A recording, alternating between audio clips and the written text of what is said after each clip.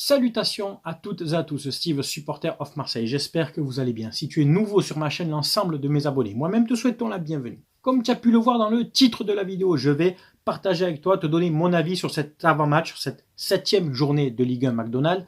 Olympique de Marseille qui reçoit le SCO d'Angers. Vendredi, coup d'envoi 20h45 en direct sur DAZN. Mon avant-match va être très rapide. On affronte le dernier de Ligue 1. Angers, qui n'a fait que 2 matchs nuls en 6 matchs. Un match nul à Strasbourg, quand même, là où on a perdu, et un match nul dans le derby de la Loire, enfin, derby, tu as compris, dans le coin, contre Nantes, un partout. Et ce sont les 2 seuls points engrangés par Angers depuis le début de la saison. Cette équipe prend minimum 1 but par match, en a pris 12, en a marqué que 4, ils sont derniers, donc avec 2 points. Le dernier match, ils l'ont perdu contre Reims à domicile 3-1. Les joueurs dangereux de cette équipe, ça pourrait être Bamba Dieng, l'ancien Marseillais, ou Ferrat, le joueur offensif de couloir, je crois, l'ailier droit. Hormis ça, c'est vraiment pas une équipe qui devrait nous inquiéter. Ça devrait être normalement, je dis bien normalement, une formalité pour nous, se relancer après cette défaite contre Strasbourg. Donc, je te le dis tout de suite, c'est minimum 3 points. Il n'y a pas de débat, il n'y a pas d'arrangement, comme on dit à Marseille. Voilà, donc c'est 3 points à prendre contre cette équipe. Et j'espère, en soignant le goal average, que nos attaquants marquent des buts. Wai, c'est l'occasion pour toi de marquer des buts. Mopé, Greenwood aussi, de retrouver le chemin défilé. Voilà, je te l'annonce, je veux, oui, un 4-0 contre cette équipe. Voilà, c'est le minimum. Tu veux jouer le podium, pour certains, tu veux jouer le titre. Tu dois mettre 4-0 à cette équipe. Que nos attaquants marquent des buts, que ce soit surtout une clean sheet aussi, et qu'on se relance dans le podium et qu'on engrange. Tu as compris. J'ai des amis qui seront au stade, donc je les salue, de la famille, des amis. J'espère que vous allez kiffer. Moi, malheureusement, je ne pourrai pas y être. Et donc, le deuxième sujet de la vidéo va porter sur Mehdi Benassia, notre conseiller sportif auprès du président Longoria, qui a donc reçu sa sanction de la part de la commission de la discipline de la LFP, 3 matchs fermes plus 3 matchs avec sursis, donc interdiction de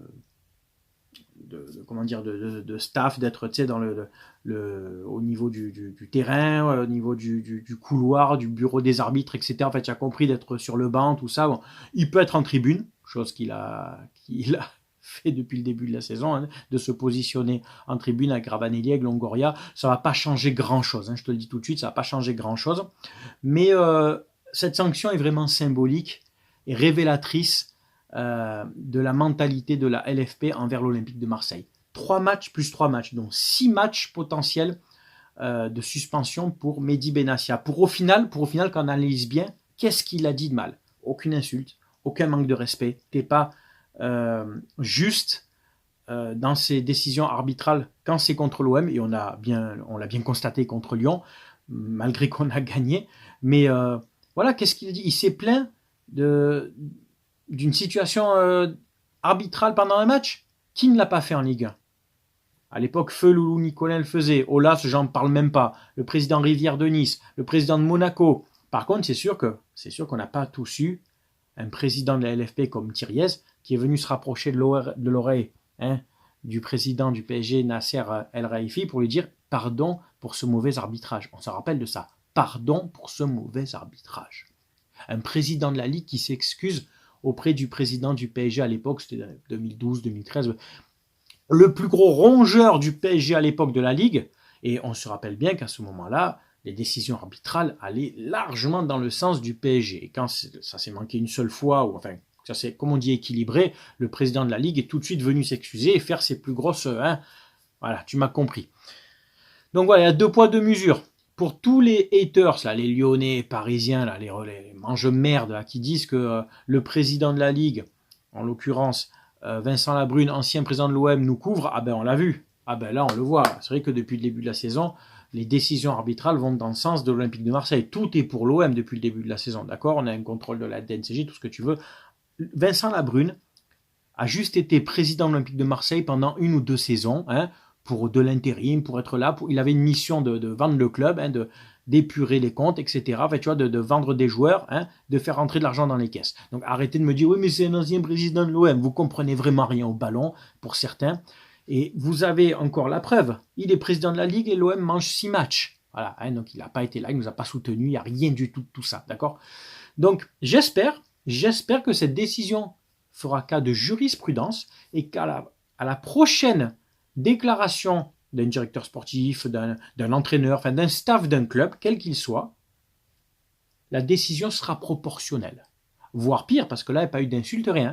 Sera proportionnelle. Ça sera 3 matchs plus 3, minimum, pour tout entraîneur, directeur sportif, président, membre de staff d'un autre club que l'OM, qui ouvrira sa bouche pour dire ce qu'il pense d'un arbitre. Voilà, j'attends ça de la Ligue.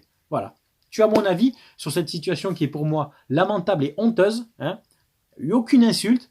Mehdi Benassia a juste demandé qu'on soit arbitré convenablement et avec justesse, hein, qu'on ne soit pas favorisé, mais qu'on soit arbitré avec justesse. C'est pas le cas, de toute façon, on le sait que M. Bastien, cette espèce de salopard, hein, de Bordy, lui, Turpin ou d'autres, c'est toujours pareil avec eux. C'est toujours pareil et on s'y habitue. Les années se suivent et se ressemblent. Ça s'équilibre dans la saison, ça s'équilibre de rien du tout. C'est des points volés sur des saisons qui nous ont pas forcément enlevé un titre, mais des qualifications en Ligue des Champions. Et là, on parle business, là, on parle argent. Parce que des qualifications en Ligue des Champions que tu loupes, c'est une manne financière énorme, en moins pour un club, à cause de certaines décisions humaines à l'encontre d'un club et qui ne sont pas justifiées, qui sont surtout orientées contre un club. Hein, ça, c'est un autre débat. C'est pas une question de parano, c'est un fait, c'est factuel, ça se constate visuellement. Voilà. Bref, tu as donc mon avant-match pour Marseille-Angers qui se déroulera donc demain et mon avis sur la décision plus que disproportionnée à l'encontre de Mehdi Benassia qui j'apporte tout mon soutien et ma reconnaissance pour le travail effectué depuis le début de la saison. Voilà. C'était Steve, supporter of Marseille. Portez-vous bien. On se dit à bientôt pour le débrief. Ciao, ciao tout le monde.